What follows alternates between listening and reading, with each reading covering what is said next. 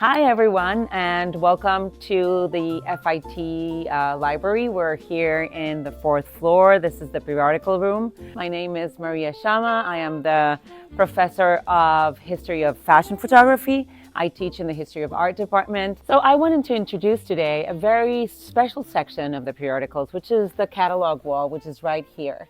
These are either specific brand catalogs or catalogs that belong to department stores.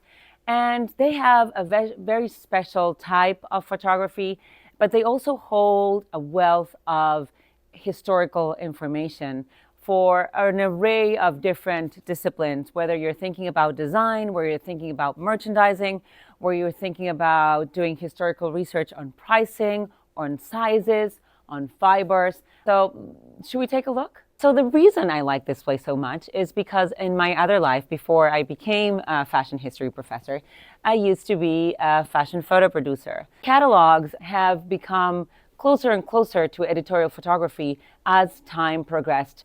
A great example of that is this catalog from fall from 1985 from Bloomingdale's, where we can see famous photographer Deborah Turbeville shooting very commercial images in a very editorial way. Let's not forget that these commercial images hold a lot of fashion information. We have to see the color, we have to see the cut. Remember that a lot of these people were buying their clothes through catalogs, and this is the only thing they had to go by. Deborah Turbeville became a very famous photographer a decade before. So this is from a Vogue issue from May 1975. This is a famous photo shoot she did in a bathhouse in New York City.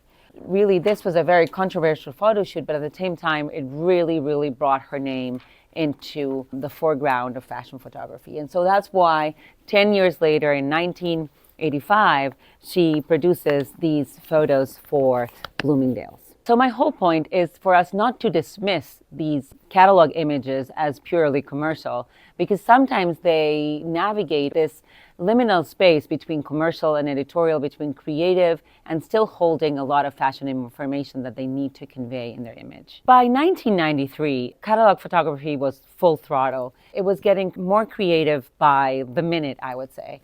So this is a sample of a Neiman Marcus catalog from 1993. We can still see that the images are very sharp. We can still see how, we can read the garment very well, but we can still see very high-end model. This is Amber Valletta, who was already one of our famous models of the era, modeling for Neiman Marcus.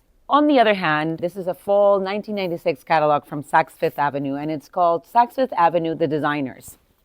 So this is a very specific kind of catalog. It's more like a book. Look at the cover image, Tom Ford for Gucci, very iconic dress. If we open the book and we go through the designers and we look at the images that were produced, look at this one right here. This is not necessarily a commercial image. So sometimes we have to think about that these catalogs, these coffee table book catalogs, were more about mood and were more about selling a lifestyle than selling the specific garments. We're already around the 2010s here. This is a 2015 catalog from Bloomingdale's.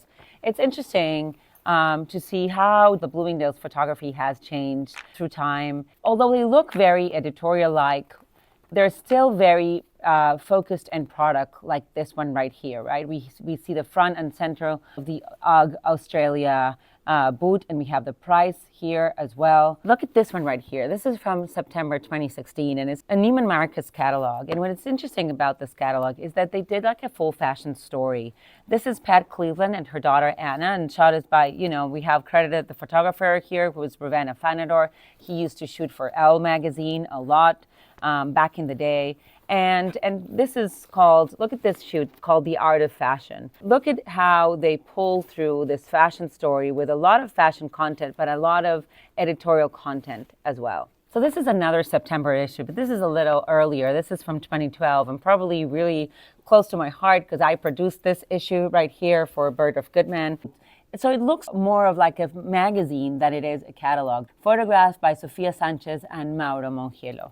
Another thing that I want you to notice is how this is a double page. So it's a catalog It's glossy, it's very expensive paper, but we have just one outfit in a double page. Also think about the locations that are paired. So this is like very high-end fashion paired with an abandoned factory. This was an abandoned bar right here. One thing that is very telling about these images that are catalog images is that we have total looks, and the designer is really credited in the credit list right here. So you see a big name, so you automatically know as a buyer that this is Marc Jacobs, that this is Stella McCartney, and the same here with Lanvin or Prada. So this is kind of what's telling us that this is a catalog and it's not an editorial. So this is L.L.Bean and J. Crew, and they have a very different way they go about their photography and the way they go about selling their merchandise. We can see colorways, we can see prices, and we can see sizes and fibers. Both J. Crew and L.L.Bean were heavily using the catalogs as one of their selling channels. So the information that went on their catalog was very, very thorough. So here I have some Anthropologie catalogs that range from 2005 until 2010. Anthropologie had a very different approach to catalog photography, and while they were doing beautiful imagery, they had their own way to approach it. And where location shooting was very, very important for them, just to convey the season, to convey the spirit of the clothes they were showing. I produced most of these. This one right here is from September 2010. From Argentina, the photographer was Koto Bolofo, a very good, very well-renowned African photographer. The brief was that they wanted something with horses. So we started in Buenos Aires, and we were shooting there, but the weather wasn't very nice. You can see here how it was kind of cloudy. So from one day to another, we decided to move, and we had to fly 2 hours down to the mountains where we knew there was a good weather. We rented a house that had a lot of horses, and this is where we ended up shooting. All right, and thank you for watching. I hope you enjoyed what I had to show you today, and next time you're here, don't forget about the catalog wall that holds so much information. Don't forget to stop by.